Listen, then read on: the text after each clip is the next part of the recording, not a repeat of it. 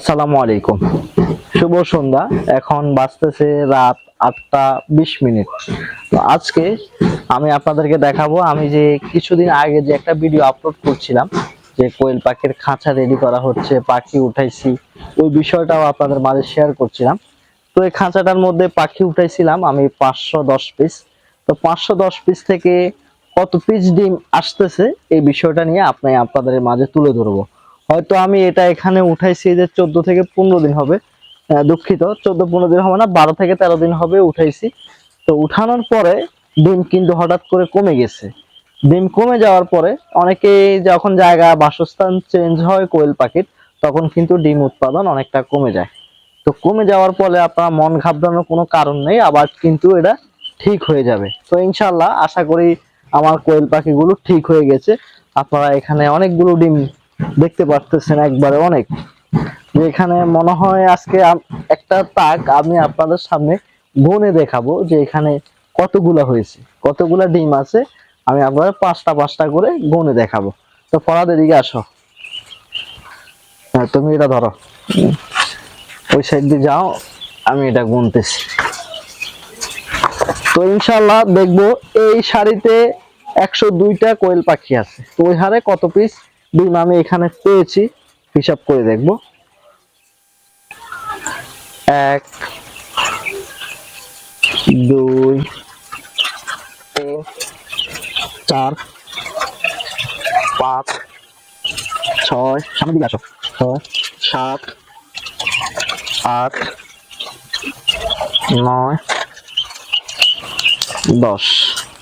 এখানে আমাদের 50 পিস পাখির ডিম উঠানো হয়ে গেছে। 5টা করে 10 পিস, 10 পিস হলে 50 পিস পাখির ডিম উঠানো হয়েছে। তো এখন বাদ বাকিগুলো উঠাবো। 11 12 13 14 15 16 17 18 18 18 আর দুইটা। তো 18 হলে 18 যদি আপনি 5 দিয়ে গুণ করেন তাহলে 190 পিস। 90 90 আর দুইটা আছে 92টা। 102টা পাখি থেকে 92টা ডিম আমি এখানে পেয়েছি। তো অনেকে ধারণা করতে পারেন হয়তো আমি ডিম আগে রেখেছি, আগে ডিমগুলো রেখে এরপরে ভিডিও করতেছি। আপনাদের দেখানোর সুবিধার্থে আমি সম্পূর্ণ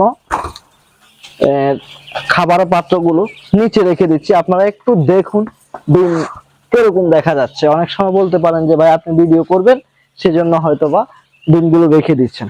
তো দেখুন খাঁচার মধ্যে ডিম উৎপাদন কিরকম হয়।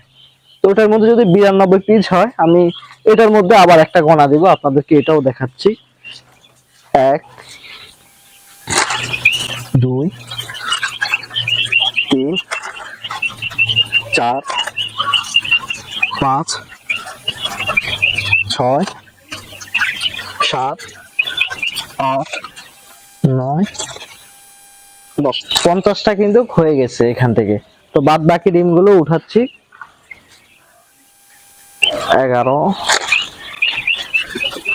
12 13 14 15 16 17 18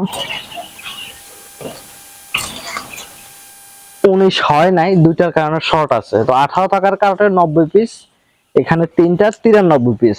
তো 102টা পাখি থেকে 93 পিস ডিম আসছে এই তাকে আসছে 92 পিস। তো এইভাবেই কিন্তু খাঁচার মধ্যে ডিম উৎপাদন ভালো হয়।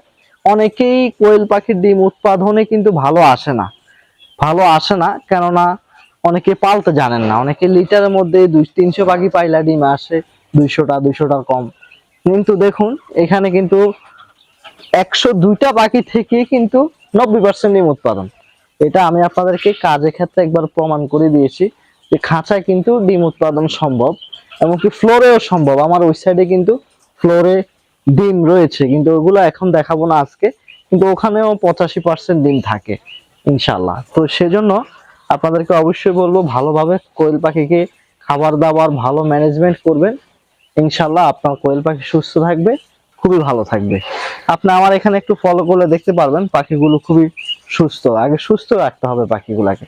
সুস্থ যদি না রাখেন তাহলে কিন্তু এখান থেকে ভালো ডিম আশা করা যায় না। তো অবশ্যই এই বিষয়টি মাথায় রেখে কোয়েল পাখি পালন করবেন। এখন কিন্তু কোয়েল পাখি ডিম উঠানোর সময়।